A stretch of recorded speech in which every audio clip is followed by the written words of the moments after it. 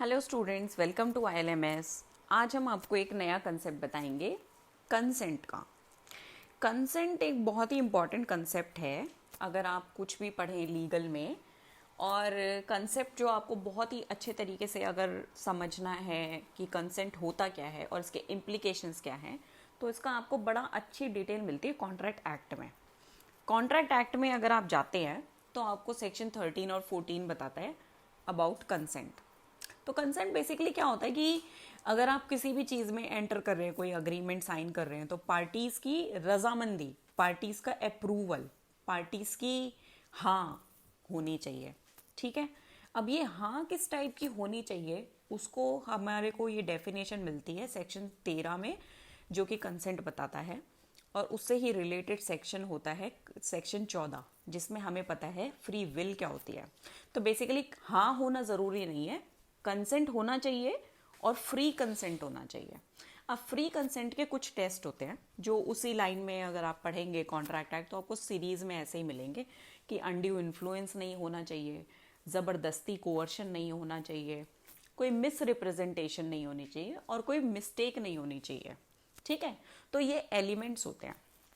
अच्छा जी, जब भी आप कोई लीगल में पढ़ाई करते हैं, अब जैसे मैं आपको ये कंसेंट का वो बता रही हूँ, तो आपको अगर ये बेयर एक्ट में याद रखना है अच्छे तरीके से, तो आप ये देखें कि बेयर एक्ट जो होता है हमेशा एक लॉजिकली फ्लो में बनाया जाता है। आप देखें कि अगर कंसेंट डिफाइन है सेक्शन 13 में, तो फ्री कंसेंट डिफाइंड है 14 में लाइन से। और उसके बाद है फ्री कंसेंट के टेस्ट कि मिस रिप्रेजेंटेशन नहीं होना चाहिए, अनड्यू इन्फ्लुएंस नहीं होना चाहिए, पार्टी का कोअर्शन नहीं होना चाहिए और मिस्टेक नहीं होनी चाहिए। ये एलिमेंट्स हैं। ठीक है। तो आपको पता लग गया कि जो एक कंसेप्ट स्टार्ट होता है ना, वो उसी फ्लो में चलता है। तो सारी चीज़ें आपको सेक्शन 13 से स्टार्ट होंगी, 14, 15, 16, 17, 18 तक ऐसे ही चलेंगी। ठीक है। तो ये एक तरीका भी होता है चीज़ों को याद रखने का और चीज़ों को समझने का। अब जी, अब हम बात कर रहे हैं कंसेंट की। तो अब आपने अग्रीमेंट कर लिया, तो कंसेंट एक आप नॉर्मल डिक्शनरी मीनिंग में क्या है कि अब मैंने अग्री किया, दूसरी पार्टी ने अग्री किया और हमने अग्रीमेंट साइन कर लिया और हमारा अग्रीमेंट वो वैलिड है। ठीक है।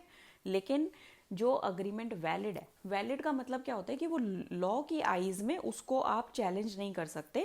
और वो जो दोनों पार्टीज है जिन्होंने कॉन्सेंट दे के उस अग्रीमेंट को साइन किया है, वो बाउंड बाय द अग्रीमेंट है और जो भी टर्म्स एंड कंडीशंस हैं उनको वो माननी पड़ेंगी। लेकिन अब ऐसी सिचुएशन, ये तो बहुत आइडियल सिचुएशन है कि दोनों ने कंसेंट दिया और अप्रूव है और टर्म्स एंड कंडीशन से बाउंड है। लेकिन कुछ ऐसी भी सिचुएशंस होती है ना, जिसमें कि वो कॉन्ट्रैक्ट जो है उसमें फ्री कंसेंट ना हो। अब फ्री कंसेंट क्या होता है? फ्री कंसेंट बहुत इंपॉर्टेंट चीज़ है। ये नहीं कि किसी ने आपके माथे पे गोली रख दी और बोला कि अब अग्रीमेंट साइन कर। अब हाँ तो आपने तब भी किया है, तो वो वैलिड थोड़ी हो जाएगा, क्योंकि आप फ्री नहीं हो। आपको कोअर्शन, आपके ऊपर फोर्स यूज की गई है, आपकी वो जो हाँ है वो जबरदस्ती ली गई है। तो इस तरीके की हाँ जो होती है वो हाँ नहीं मानी जाती, वो फ्री हाँ नहीं होती। तो वो कंसेंट में नहीं आता है, वो फ्री कंसेंट में नहीं आता है, जो हमारा सेक्शन 14 बताता है। तो जो फ्री कंसेंट होता है उसमें दोनों पार्टियां अवेयर होनी चाहिए, फ्री होनी चाहिए और अपना एक इंटेलेक्चुअल जो उनका दिमाग है ना, वो फोर्स वगैरह से फ्री होना चाहिए, तभी वो कंसेंट कंसेंट होता है। तो इवन दो पार्टी ने हाँ कर दी, पर वो हाँ तब तक हाँ नहीं मानी जाएगी जब तक वो क्वालिफाई नहीं करती फ्री कॉन्सेप्ट के, फ्री कंसेंट के कंसेप्ट को। अच्छा, अब ये जो फ्री कंसेंट है इसको हम कैसे जज करते हैं? इसके पैरामीटर्स होते हैं। ठीक है। और इसकी कुछ गाइडलाइंस होती हैं जो आगे सब्सिक्वेंट सेक्शंस में डिफाइन है कॉन्ट्रैक्ट एक्ट में। तो पहली चीज़ क्या होती है कि कोअर्शन नहीं होना चाहिए।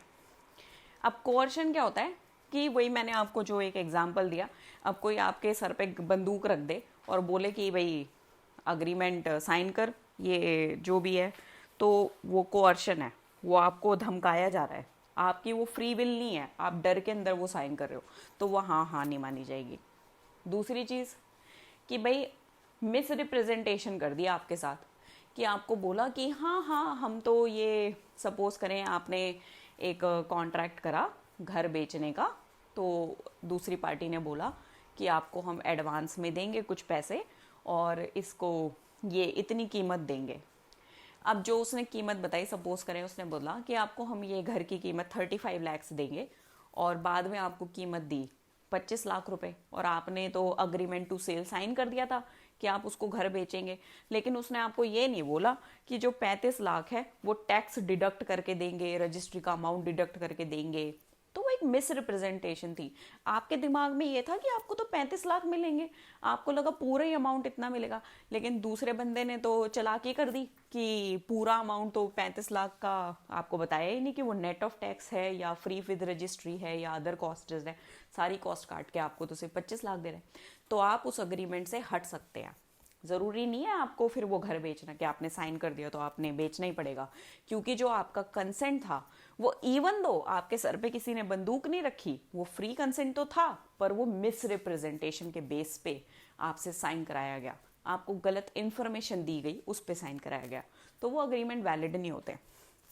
तो बेसिकली इस तरीके के बहुत सारे टेस्ट होते हैं कि आप पे धमकी नहीं होनी चाहिए, मिस रिप्रेजेंटेशन नहीं होनी चाहिए और मिस्टेक नहीं होनी चाहिए।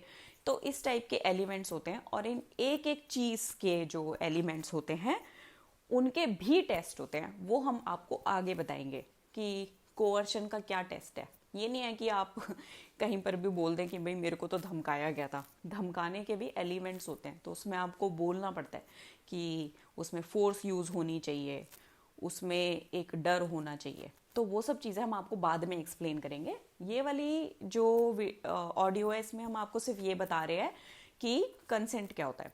सो कंसेंट होती है रजामंदी, और रजामंदी वही एप्लीकेबल होती है जो अपने दिल से आए, पूरी वेल अवेयरनेस के साथ आए और फ्री विल के साथ आए, तो उसको बोलते हैं फ्री कंसेंट। और इसका सबसे अच्छा डिस्क्रिप्शन हमें कॉन्ट्रैक्ट एक्ट में ही मिलता है, और जो कि सेक्शन 13 से स्टार्ट हो जाता है, और सेक्शन 14 में फ्री कंसेंट को डिफाइन किया गया है।